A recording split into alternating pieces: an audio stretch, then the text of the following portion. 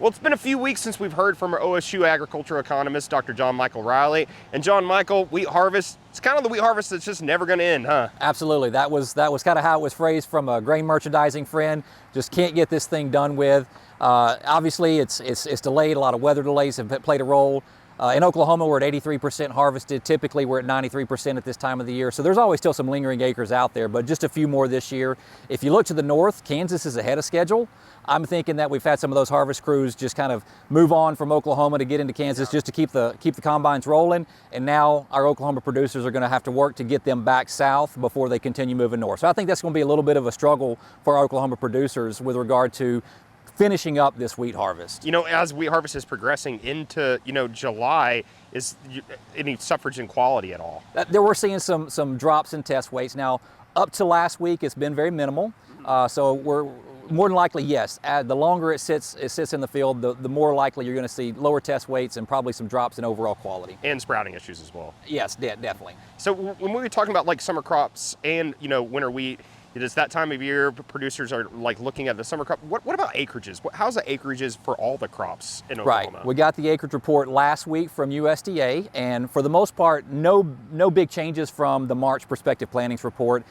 Specifically here in Oklahoma, it's kind of interesting. We're giving up about 1 million acres if you look across wheat from fall plantings, corn, soybeans, and cotton. Those 4 primary crops here in the state. We're about 1 million acres lower than where we were at a year ago. Now, granted, some of those wheat and soybean acres are double cropped, but that's a big hit in terms of overall acreage.